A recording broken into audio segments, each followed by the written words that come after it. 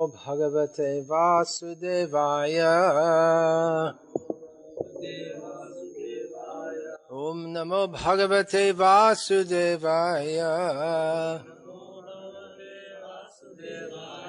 Om Namo Bhagavate Vasudevaya. Srimad Bhagavatam, Canto 2, Chapter 4, Texts 3 and 4, translation and commentary by His Divine Grace A.C. Bhaktivedanta Swami Prabhupada.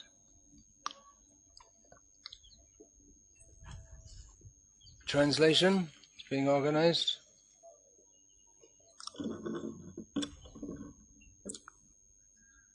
Who needs translation? Only the Matajis, probably. Yeah. Okay. Well, from the ladies' side there also. Papracha chemam evartham yanmam prichhata sattamaha krishnanubhava shravane shadadhano maha manaha sangstham vigyaya sanyasya karma trivargikang chayat vasudeve bhagavati atma bhavang dridham gataha. Please make a note and tell me afterwards that in verse 4 here the term sanyasya is used for renouncing without official or formal acceptance of sannyasa. Translation. O great sages, the great soul Maharaj Parikshit, constantly wrapped in thought of Lord Krishna, knowing well of his imminent death, renounced all sorts of fruitive activities, namely acts of religion, economic development, and sense gratification, and thus fixed himself firmly in his natural love for Krishna and asked all these questions exactly as you are asking me. So, purport. The three activities of religion, economic development, and sense gratification are generally attractive for conditioned souls struggling for existence in the material world. Such regulated activities prescribed in the Vedas are called the karma kandiya conception of life, and householders are generally recommended to follow the rules just to enjoy material prosperity both in this life and the next. Most people are attracted by such activities. Even in the activities of their modern godless civilization, people are more concerned with economic development and sense gratification without any religious sentiments. As a great emperor of the world, Maharaj Parikshit had to observe such regulations of the Vedic Karma Kandiya section, but by his slight association with Shukdev Goswami, he could perfectly understand that Lord Krishna, the absolute personality of Godhead, Vasudeva, for whom he had a natural love since his birth, is everything. And thus he fixed his mind firmly upon him, renouncing all modes of Vedic Karma Kandiya activities. This perfectional stage is attained by a jnani after many, many births. The jnanis, or the empiric philosophers endeavoring for liberation, are thousands of times better than the fruitive workers. And out of hundreds of thousands of such jnanis, one is liberated factually. And out of hundreds of thousands of such liberated persons, even one person is rarely found who can firmly fix his mind under the lotus feet of Lord Sri Krishna, as declared by the Lord himself in the Bhagavad-gita. Maharaja Parikshit is specially qualified with the word Mahamanaha, which puts him on an equal level with the Mahatmas described in the Bhagavad-gita. In the later age, there have been many Mahatmas of this type, and they also give up all karma kandiya conceptions of life, solely and wholly depending on the Supreme Personality of Godhead, Krishna. Lord Chaitanya, who is Lord Krishna himself, taught us in his Shikshashtaka. Aslishava padaratang pinashtumam adarshanan marmahatang kurotu va yatha tatava vidadhatu lampato mat prananatas sa eva naparaha. Lord Krishna, who is the lover of many devotees, women, may embrace this fully surrendered maidservant, or may trample me with his feet, or he may render me broken-hearted by not being present before me for a long duration of time. But still he is nothing less than the absolute Lord of my heart. Srila Rupa Goswami spoke thus: Virachya mai dandang dina bandho dayami va katiriha na bhavata kachid anyamamasti nipatatu shatakoti nirbharang vanavambhaha tadapi kilapayodha stuyate chatakena. O Lord of the poor, do what you like with me. Give me either mercy or punishment. But in this world I have none to look to except your lordship. The Chataka bird always prays for the cloud, regardless of whether it showers rains or throws a thunderbolt. Srila Madhavendra Puri, the grand spiritual master of Lord Chaitanya, took leave of all karma kandiya obligations in the following words: Sandhya vandana bhadramastu bhavato bho snanatu bhyang namo bho devah pitarash chataraparna vidho nahang shamaksham yatam yatra kvapi nishadya yadava kulotamasya kangsadvisha smarang smaramaghang harami tadalang manye kimanyame. O my evening prayer, all good unto you. O my morning bath, I bid you goodbye. O demigods and forefathers, please excuse me. I am unable to perform any more offerings for your pleasure. Now I have decided to free myself from all reactions to sins simply by remembering anywhere and everywhere the great descendant of Yadu and the great enemy of Kamsa, Lord Krishna. I think that this is sufficient for me, so what is the use of further endeavors? Srila Madhavendra Puri said further, Mugdang mang negadantu niti nipurna bhrantang mohudvaidika mandang bandhava sanchaya jara dhyang mukta dara sodaraha unmatang dhanino viveka chatura kamang mahadambhikam muktung nakshamate managapi mano govinda padaspriham. Let the sharp moralist accuse me of being illusioned. I do not mind. Experts in Vedic activities may slander me as being misled. Friends and relatives may call me frustrated. My brothers may call me a fool. The wealthy Mammonites may point me out as mad. And the learned philosophers may assert that I am much too proud. Still, my mind does not budge an inch from the determination to serve the lotus feet of Govinda, though I be unable to do it. And also, Prahlad Maharaj said, Dharmartha kama itiyo bhitas trivarga ikshatrayi nayadamo vividha chavarta manyeta deta dakhilang nigamasya satyang svatmarpanang svasuhrida paramasya pungsaha. Religion, economic development, and sense gratification are celebrated as three means of attaining the path of salvation. Of these, ikshatrayi especially, that is, knowledge of the self, knowledge of fruitive activities, and logic, and also politics and economics, are different means of livelihood. All these are different subjects of Vedic education, and therefore I consider them temporary engagements. On the other hand, surrendering unto the Supreme Lord Vishnu is a factual gain in life, and I consider it the ultimate truth.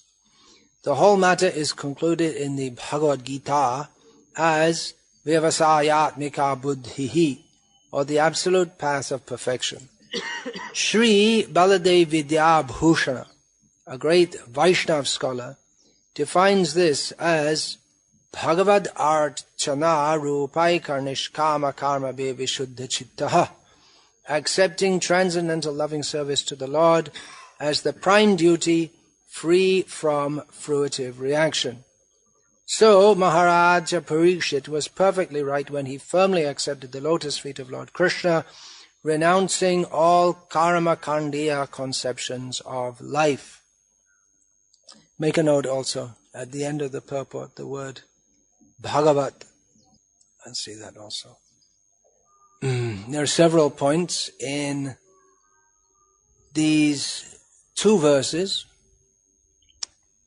which we have read from Srimad Bhagavatam.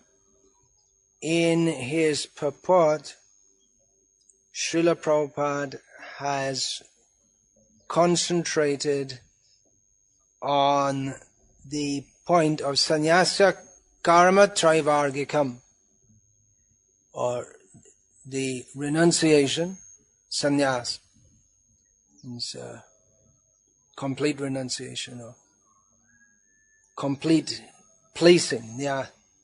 Nyasa actually means to place, so to place one's attention elsewhere than the karma trivargikam. So this trivarga, that means dharma, artha, kama. Sometimes, or it's often referred to as the chaturvarga, which is dharma, artha, kama, moksha. But as Parikshit Maharaj was now on the path of moksha, that's not included in the discussion here. The path of moksha is different to the others. It's a different category altogether. However, the desire for moksha is also rejected by Gauriya Vaishnavas, not other Vaishnavas, Gauriya Vaishnavas. In Sri Chaitanya Charitamrita, which is the pastimes of Sri Chaitanya Mahaprabhu, one of several Bengali biographies of Chaitanya Mahaprabhu, but Chaitanya Charitamrita is considered the most important and most authoritative for several reasons. One of them being that it also gives the philosophical understanding in some detail regarding who is Chaitanya Mahaprabhu and what are his teachings. So, within Chaitanya Charitamrita is discussed the second verse of Srimad Bhagavatam, which begins, Dharma projhita kaitava atra. Here, which means in the Srimad Bhagavatam, all kinds of cheating religion are rejected. And commenting on that in Chaitanya Charitamrita, Krishnadas Kaviraj, the author, says, Tarmodhe mokha vancha kaitav pradhan jaha hoite Krishna bhakti hoy antardhan. Which means that of all the cheating religion is defined as dharma, artha, kama, moksha, the chatur varga, all the subject of the Vedas, including moksha, and especially moksha, because of all the kinds of cheating religion, Krishnadas Kaviraj Goswami says, the desire for liberation is the worst, because it makes Krishna bhakti vanish. So Parikshit Maharaj, he's following the path of moksha by renouncing the three vargas, dharma, artha, kama. I know myself, when I was first reading Srila Prabhupada's books, in the beginning I couldn't work it out, how there are statements such as these that The three activities of religion, economic development, and sense gratification are generally attractive for conditioned souls struggling for existence in the material world. How religion is also condemned or criticized. I thought, this is supposed to be religion, right? This is a book about religion. Srimad Bhagavatam, it's a religious book. It's not an entertainment book. It's not a scientific book. It's not a book about history or geography. It's a religious book. But all the time, within it, religion is criticized. So, difficult to understand. And probably many people, even in India, when they read this, they can't understand why dharma is being criticized, because the whole idea is that we're supposed to follow dharma. Of course, the word dharma and the word religion, they're not exact synonyms by any means. Somehow, dharma is translated into English as religion, because there's no concept in the English language or the culture and civilization that the English language operates within and is intrinsic to it. There's no such concept as dharma. But that is also rejected, dharma, because the dharma that is followed for the sake of artha and kama. Srila Prabhupada translates artha as economic development and kama as sense gratification. The whole concept of artha is different to what people nowadays think of earning a living. It's not exactly the same. Because in Vedic culture, artha and kama also, sense gratification, they're absolutely entwined with dharma. And it's not a matter of earning a living so much as pursuing one's dharma, swadharma. The Baba, he doesn't think how I'm going to earn a living. He just cuts people's hair and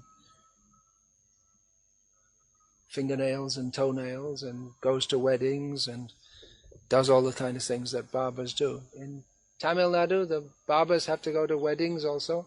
Yeah, same culture.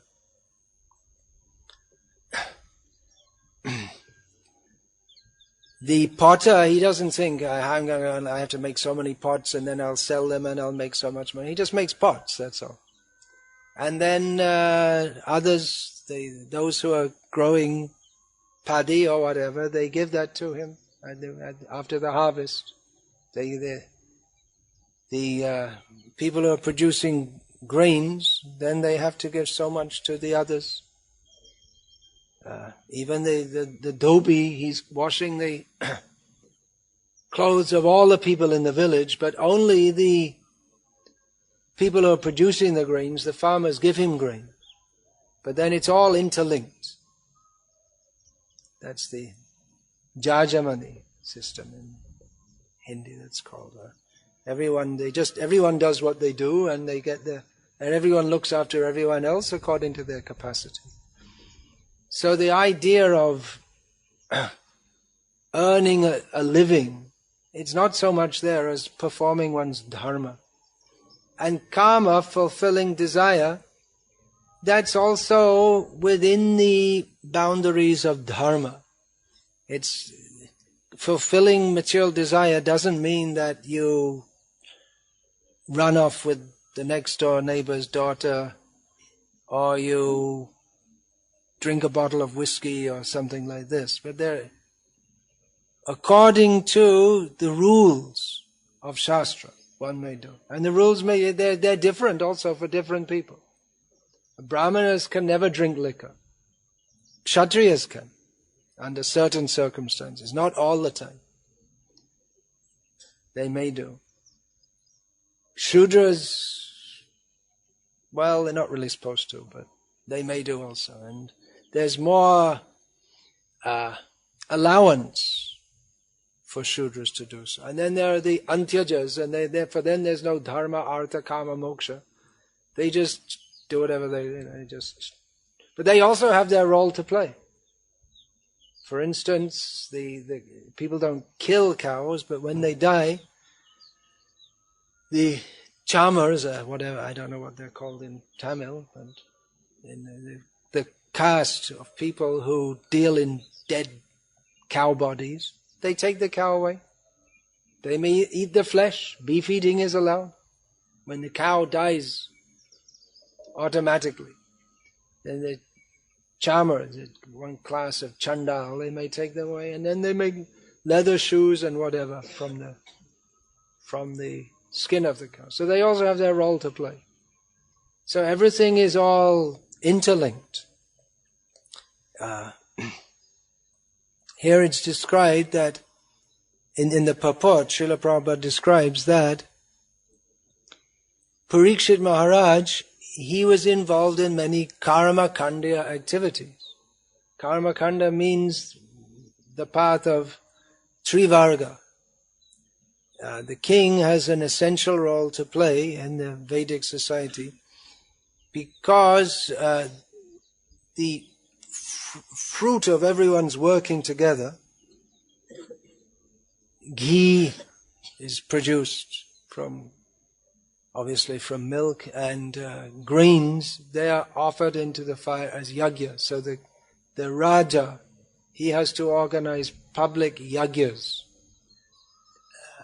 And the yajna, everyone cooperates, all sections of society cooperate for that, and by performing yajna, that ensures the satisfaction of the Supreme Lord and of the demigods, who therefore reciprocally they shower rain and help the crops to grow and all this kind of thing. At the present time, people don't believe in these things, and they put chemicals in the earth and try to squeeze out by force productivity. But the Vedic system is to satisfy the Supreme Lord by yajna and the demigods, and then they shower rain, and then it all goes on. And the king has a pivotal position in all of this, because he organizes the yajnas, he accepts grains, ghee and all this on behalf of everyone. He becomes the yajaman for the yajna, or the person in whose name, on whose behalf the yajna is performed, and in this way he becomes the go-between between the brahmanas and Bhagavan, and between the other people in general. So Parikshit Maharaj, he was, by necessity of being a Raja, he was involved in all these karma kanda activities, and he had to take charge of the state, which means there's so many rituals and functions, and he had to play the role of a king. It's very involving. Even up to the present day, anywhere in the world, if someone is the head of a state, it's not a peaceful life. If anyone wants a peaceful life, then they shouldn't become the head of a state, because there'll be so many people coming to you all the time, and so many things to do, and so many ceremonies, and it's always busy like this. But Parikshit Maharaj, by his inclination, he was a pure devotee of Krishna. So when he got notice that you have to die within 7 days, he immediately left all of this. And he went to sit on the bank of the Ganges or the Yamuna, and he went there to wait for death. And actually he wanted to hear about Krishna.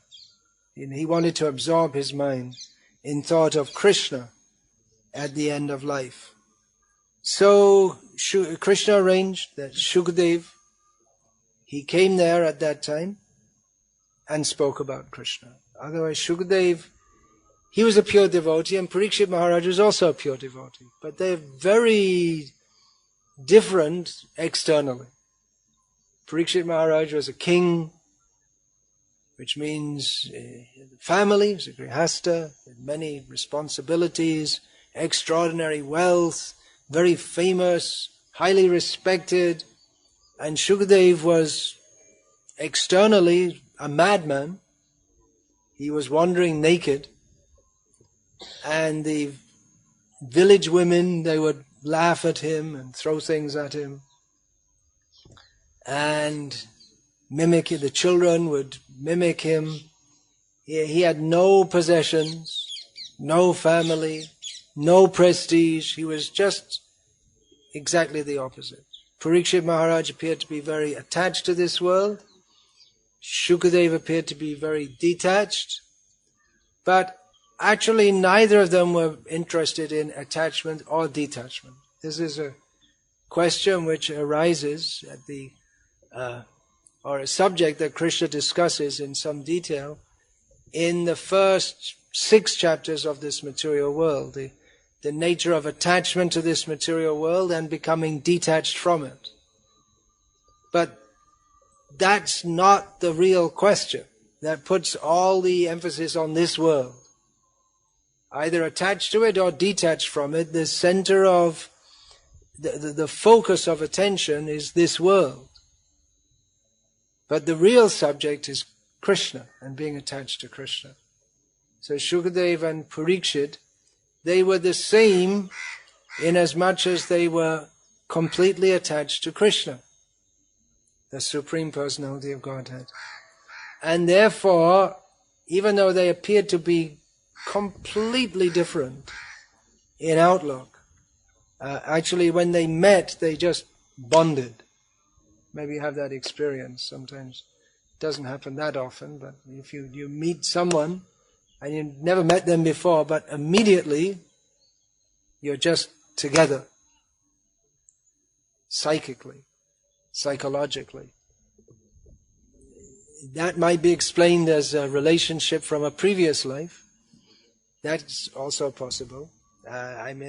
It's not necessarily spiritual. We saw that also happen with Duryodhana and Karna. They met and immediately they were great friends throughout life. But well, you could say they were also united around Krishna, but out of hatred toward him. So that's the perverted reflection of pure spiritual friendship. But proper relationships, they're firm relationships. They are with the central point of Krishna. So devotees, they can meet each other and they're immediately on the same platform. It used to be in our movement that we'd meet devotees and there was only one outlook: how to surrender to Krishna, how to serve Srila Prabhupada's mission. So Shukdev and Parikshit, they came together. Superficially, Parikshit had been a worldly enjoyer. But the very fact that he was able to just give it up immediately indicates that he was never attached to it anyway. Now, in one version of Mahabharata, or which is the general version which is known in India and overseas, the story of Parikshit, that when he was cursed to die within 7 days by the bite of a flying snake, takshak, snake bird. I recently read that there's, among the many things that scientists don't like to tell you about, is the existence of flying snakes. There are reports of them in Africa, in South America, but they don't tell you. Dinosaurs still on the earth. There's a photo of one. One huge body of a dinosaur got pulled up from the ocean by fishermen in Japan. So there was a photo of that. And after that they lost it.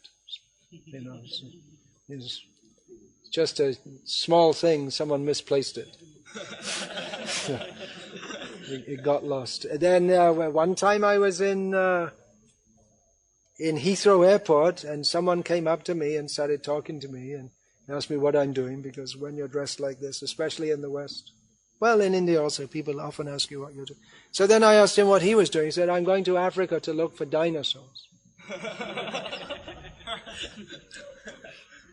One time I was in Serbia, which is a mountainous country in Europe, and all the devotees were talking about this werewolf. I don't know if there's any Indian word for that. It's like, it's half human and half dog, something like that, who had raped a woman in the forest on the Serbia-Croatia border, and the child had been born and was taken off to America for scientific investigation, but, they lost it again. They always lose. So anyway, there's snakebird. There are reports of such things, but such reports, they get lost. Cover up the evidence. There's a whole book, this Forbidden Archaeology, by our devotees, that shows how scientists are expert in losing information which doesn't fit with their ideas. And even when, this is getting off the subject a bit, even when research is done according to their own scientific methods, if it doesn't fit with what they want to believe and what they want you to believe, then they just disbelieve it, that's all. Just like one psychologist, or I don't know if he's a psychologist, but whatever he was, this Ian Stevenson spent his whole life studying reincarnation in a very scientific way, and came up with more than 2,000 cases in which surely looked like reincarnation. It would be the best way to explain it, but some or other scientists, they don't believe it. That's called scientism. That's not science. Scientism, it's a kind of faith. That's all. People, they like to believe it. Like they believe in gravity. Everyone believes in gravity. But Prabhupada, he didn't believe it. And because they have the law of gravity, and then they think that the bodies, the idea is that the different bodies in the universe, they have an attraction because they're spinning round and round, and that creates some kind of centrifugal attraction. But then they found, well, there's a lot more space than there are objects, and the objects are far apart. So how is it that it's working? So then they had to invent that 90% of the earth is, 90% of the universe is filled with dark matter. You can't see it, you can't touch it, taste it, smell it, or feel it, but it must be there. Otherwise, our gravity laws don't work. So it must be there. It's back to front science. So first of all, you should observe something and then say something about it. But instead they make up some rules and they don't have evidence of it. So if you don't have evidence, what do? You just make it up. It's called science. Scientism. So anyway, Parikshit Maharaj was cursed to die from the bite of a flying snake.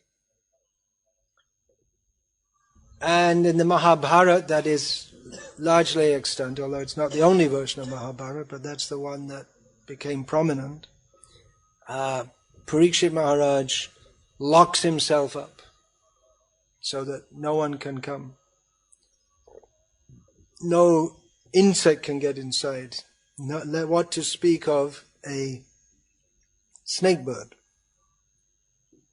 So at the appointed time, some brahmanas come, and he can't refuse the brahmanas, and they bring one apple, and inside the apple is the snake bird which comes out and goes from a small form to a big form, because snakes, they often have mystic powers, and bites him and he dies. So that's the Mahabharata version. And the Bhagavad version is he immediately leaves home, goes to the bank of the Ganga, and everything, he just left it behind. That's all. No more interest in this. And once you leave, you're gone. There's no coming back. That's Vedic culture. You don't take sannyas and think that, well, after 3 years, well, actually, this isn't so much fun. I think I'll go back home. It just doesn't happen. You once take sannyas, you're gone, finished, forever. That's it. And the wife is technically a widow. Her husband's alive, but he's socially dead. Civil suicide. He doesn't exist anymore. As far as society,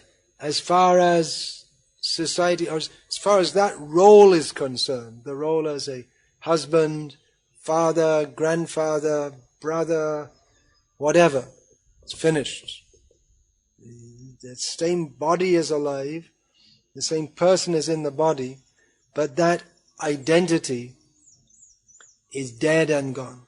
So Parikshit, he left all of that behind and came to the bank of, actually Bhagavatam states, Ganga. And this is the attitude. The Madhavendra Puri's verses are quoted, some verses are quoted here. Sandhya Vandara Bhadramte, Vadramastu. May you be very happy. May you be just like offering a blessing. Sandhya Vandara. You be happy, but I'm not interested in you anymore.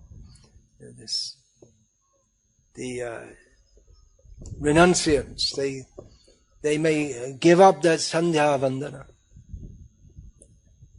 Because that's generally conducted, Sandhya Vandana means 3 times a day performing activities centering on chanting of the Gayatri mantra.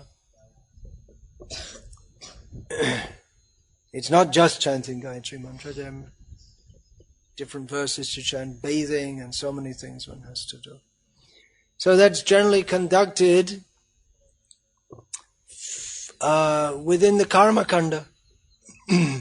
So one who takes sannyas, he leaves that. In our Gauriya Vaishnava sannyas, we don't, because we never chant Gayatri for any materialistic reason anyway. So we continue that even after accepting sannyasa. He says, "Oh, my morning bath, I bid you goodbye." You may think, "Oh, that's good. I don't have to bother getting up in the winter. I can just sleep and not get up in the cold." Not that devotees stop taking bath in the morning, but the whole mentality that goes with it, that I'm doing this to follow dharma, so that I can have a good future birth, that whole mentality is not there. We do everything for the pleasure of Krishna. Actually, these activities are very good. We're not saying they should be stopped. To rise early in the morning, even for non-devotees, it's better to do that, because otherwise one is just completely an animal. If one just lives for the sake of working and earning money and enjoying the senses, with no sense of dharma whatsoever, then it's just animal life, that's all.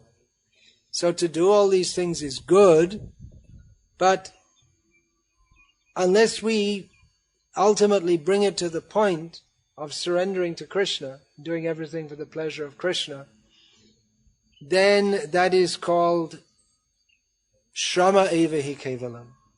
That we do it, we're doing all the right things, but we don't know why we're doing it, and we're not doing it for the right reason. and so we don't get the proper result.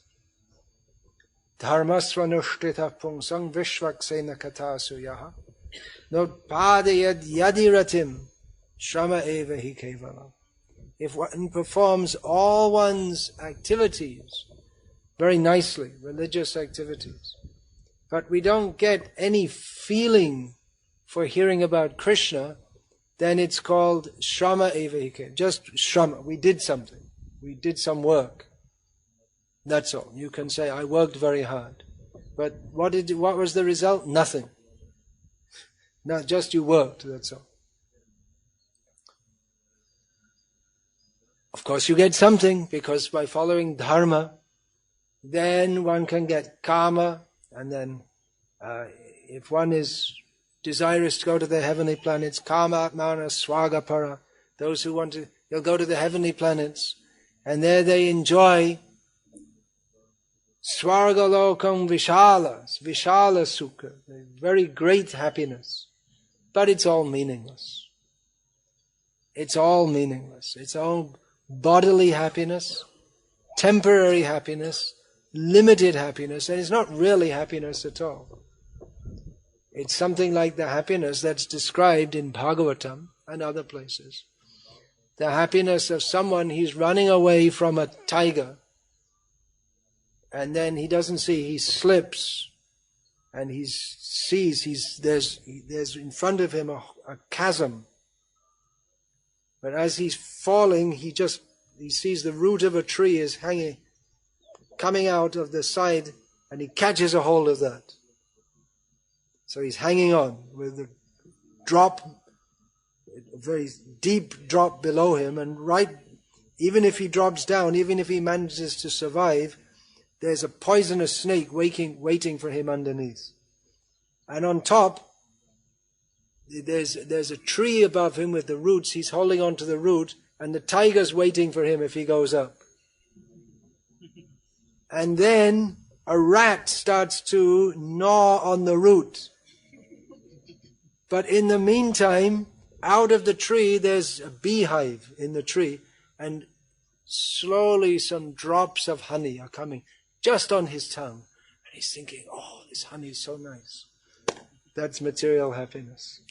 There's danger on all sides, unavoidable danger, and little happiness, little sweetness. How nice, how enjoyable. He's a fool. He doesn't see that there's no way to avoid death. Horrible death in each case, whichever way you go for it. But he's thinking, how nice. This world is so nice. God made the world so nice for me to enjoy it. The fool. So that's why religion also, even if you believe in God, but one is believing in God, thinking that God has made the world for me to enjoy it. That's also foolishness. All things bright and beautiful, all creatures great and small, all things wise and wonderful, the Lord God made them all. So we were taught in school. God made everything nice so we can enjoy the world. There's a total misconception as to the nature of this world and to our relationship with God. When we say God, it's a very vague term. People don't know God. It's just a vague term. So people think, well, God, who's God? Well, up to you. Whoever you decide. Whatever you like. Or on Sunday there's one God, Monday another God. What is it? Tuesday Hanuman, Thursday the Guru you have to worship, Sunday Surya, all this kind of thing. Different gods on different days. You can choose your God, because after all, God's just an idea. Oh, Hare Krishna. All wrong ideas. Krishna is the Supreme Personality of Godhead. This is spiritual education. Krishna, there's a particular name for a particular person with particular qualities which no one else has, which means that he is the Supreme Personality of Godhead. not some imagination. Krishna is not some imagination.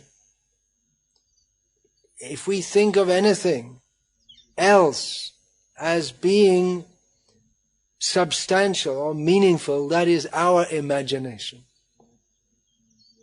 Krishna is not a subject of anyone's imagination. Krishna is reality. What people vaguely refer to as God, they don't want to be very specific because they don't want to surrender to Him. But just if you can get something from Him without having to follow too many rituals, if you can get more out of Him than you have to give to Him, then it's a good deal. People think it's very good. You see, you go to Tirupati, you put 1,000 rupees in, and you get a lakh of rupees back. It's good business. So this is the idea that, well, if you do a little, fasting, maybe once a week or something, and what you get back, you get so much. It's a really good deal. And that's what they think, that God is merciful. God is very kind because He gave me a good job, and a good car, and a good wife, and my rival in the business is going down and I'm going up. So God is very merciful. That's what they think God is very merciful means. But no idea, no spiritual idea whatsoever. That's why even religion is rejected. Religion is, as it generally going on in the world, is a function of people's sinful desires, which they channel there's some system for them to channel their selfish desires in a way that seems very good. But actually the whole idea is the same. As Hiranyakashipu, Duryodhana and all these people, the whole idea is how we shall enjoy the world. So Arjuna was categorically different to Duryodhana because Arjuna wanted to satisfy Krishna and Duryodhana wanted to satisfy himself. So Duryodhana, he also wanted to please Krishna sometimes. He invited Krishna, you come and eat with me. But Krishna didn't like to go because he knew this rascal, he just wants to take advantage of me. He's not doing it out of love for me. He just wants to utilize me for some political purpose. So Arjuna was quite different. Different attitude. So we're enjoined to follow in the footsteps of Arjuna or his grandson, Parikshit. Now another verse is quoted here from Madhavendra Puri. And from this we get some idea, if we didn't already get in our own personal life, of what happens when someone becomes Krishna conscious. Let the sharp moralists accuse me of being illusioned. When you become Krishna conscious, people will start to criticize you. They'll say, well, what's the use of all this? You just be moral, that's all. There's no need to do all this. Religion, that's okay, but not too much. Just be moral, that's all. Many people say, you don't need all this religion and churches and temples. Just be moral, that's all. Be good. But then what is morality? Different people will have different ideas. Some people think, well, it's morality to allow abortion. Because the women, they should have freedom to choose what to do with their own body. And some people say, no, it's moral not to have abortion because you're killing the child. And people say, well, it's not a child, it's just some tissue in the body, that's all. So then they have to, those allow abortion, they'll say not allowed after so many months. So one day it's legal, the next day it's illegal. So according to what some politicians decided, the tissue all of a sudden becomes a human being. from one day to the next. After 3 months or whatever it is, 90 days. After 90 days, all of a sudden the tissue becomes a human being, a baby. So you're not allowed. After it's legal and then it becomes illegal. So they have their ideas of morality. So those who are moral, we're very moral. We only kill tissues. We don't kill babies. So they may accuse you of being illusioned. Experts in Vedic activities may slander me as being misled. That's very interesting, because people say, no, what's all this chanting Hare Krishna? You have to chant Gayatri, or you have to go on a pilgrimage, or well, this isn't the proper thing. You have to go to some Guruji. What's all this chanting Hare Krishna? So the experts in Vedic activities may slander you. Friends and relatives may call me frustrated. Oh, you're only doing this because you're frustrated. Yeah, I'm frustrated. I want to chant Hare Krishna. It's true. I'm frustrated. And why should I have to live this life just working? To be frustrated is a sign of intelligence.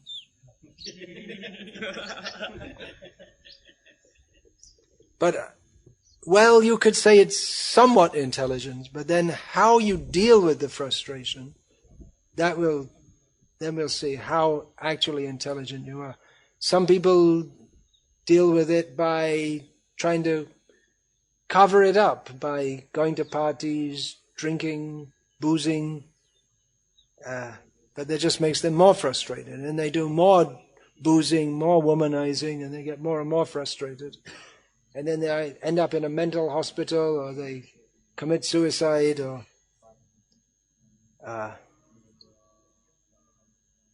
they can't find a solution, because everyone tells them you need more sense gratification.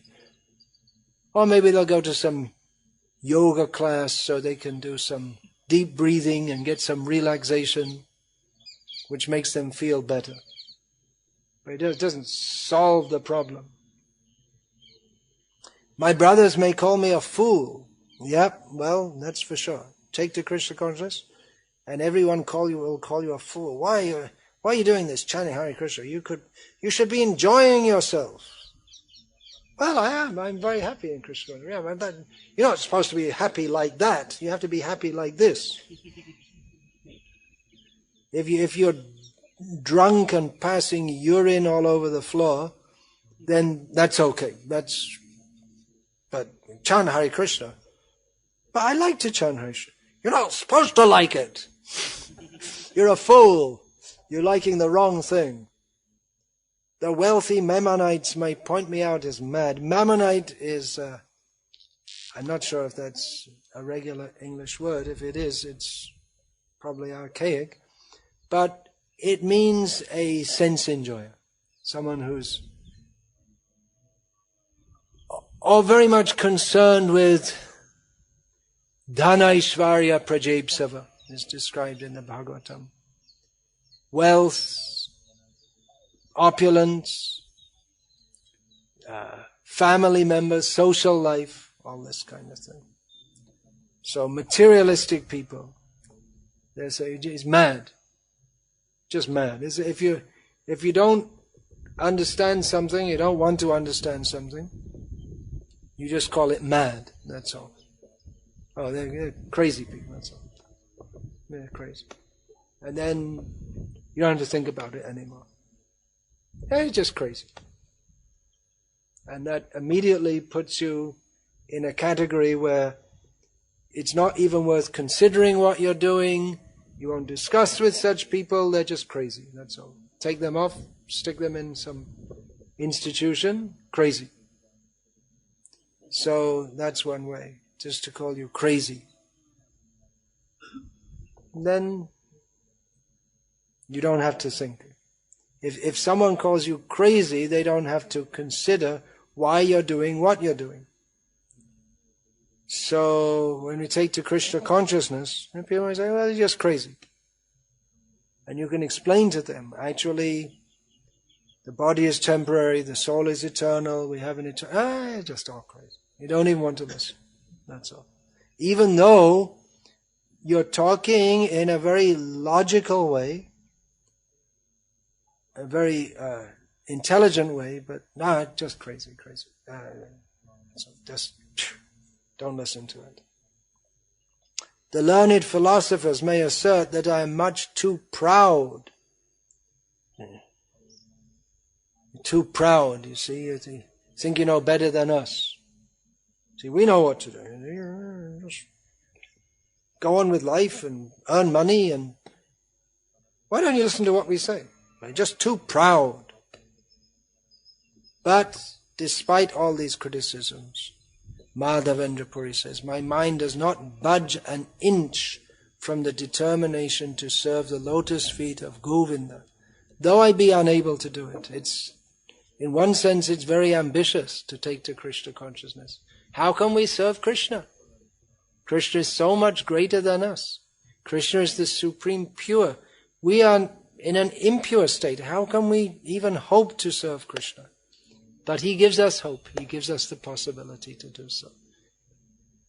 If we think that I am serving Krishna, well, that may be proud, because who are we to serve Krishna?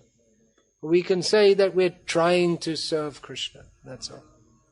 Just like one devotee, he wrote one poem, one disciple of Srila Prabhupada, and in English he wrote the poem and said, "Oh Krishna, your devotee is calling out to you." He sent it to Prabhupada. Prabhupada sent back a letter and said, the devotee doesn't say that I am a devotee. He says, I'm trying to be. That's all. I'm trying to serve the devotees. So these are a few points that we can glean from here. Vyavasayatmika buddhi, fixed intelligence. I must serve Krishna. I must serve Krishna. Bhagavad-archana rupaika nishkama kama be vishuddha chitta. Purify, completely pure intelligence by which one serves Krishna without any personal desire. So, any question about this? Yes.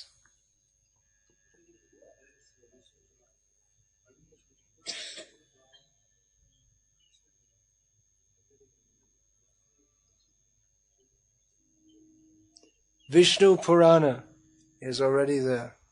What is the need of Srimad Bhagavatam?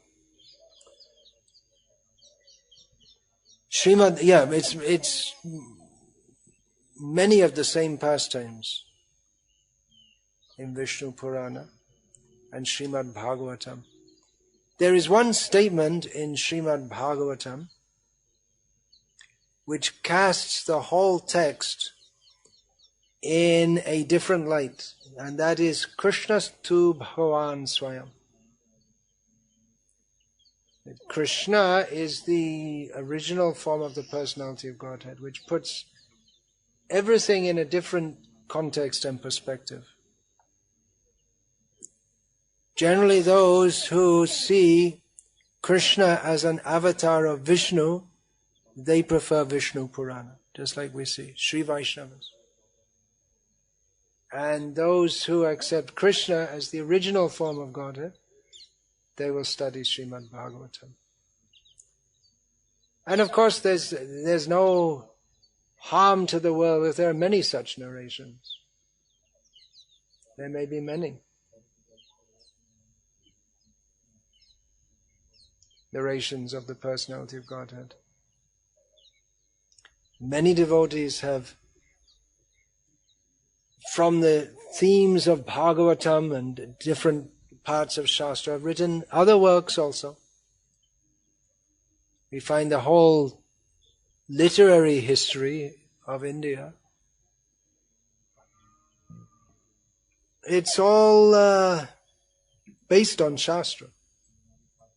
There are different Valmiki gave Ramayana, and then there are so many different regional versions and Sanskrit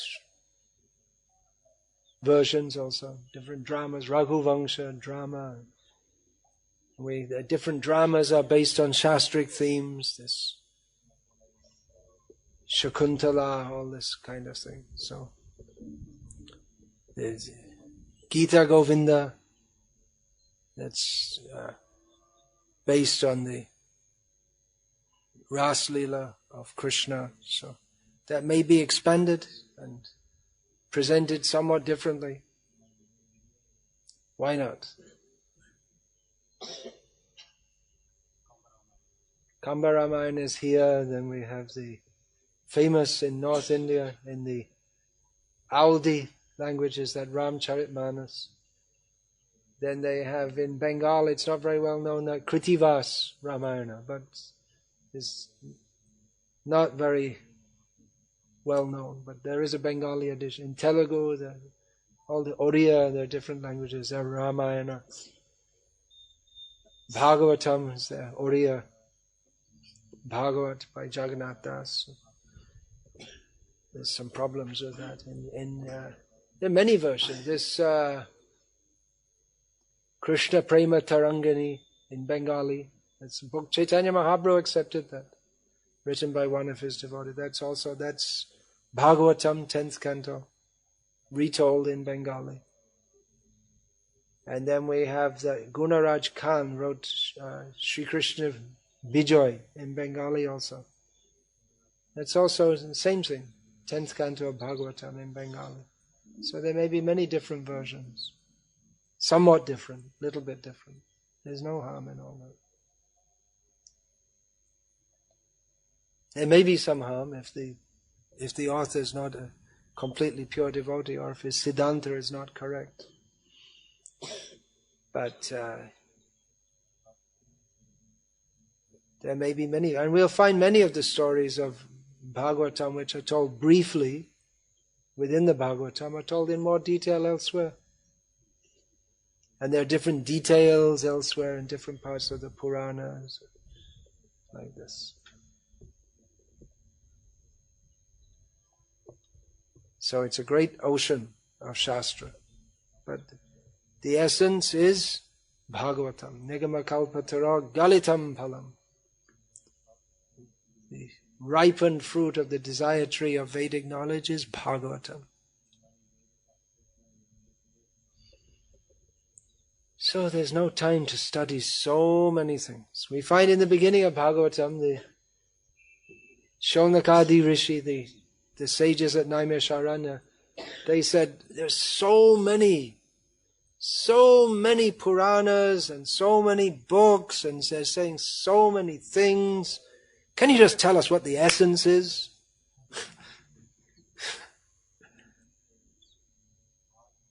And they already knew, actually. They already had these.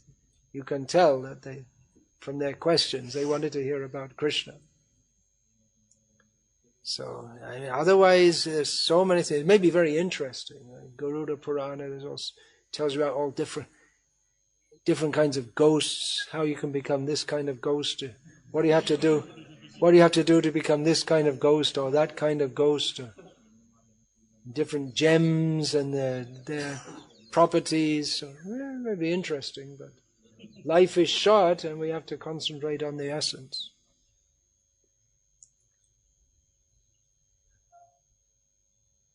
Hare Krishna. One more question.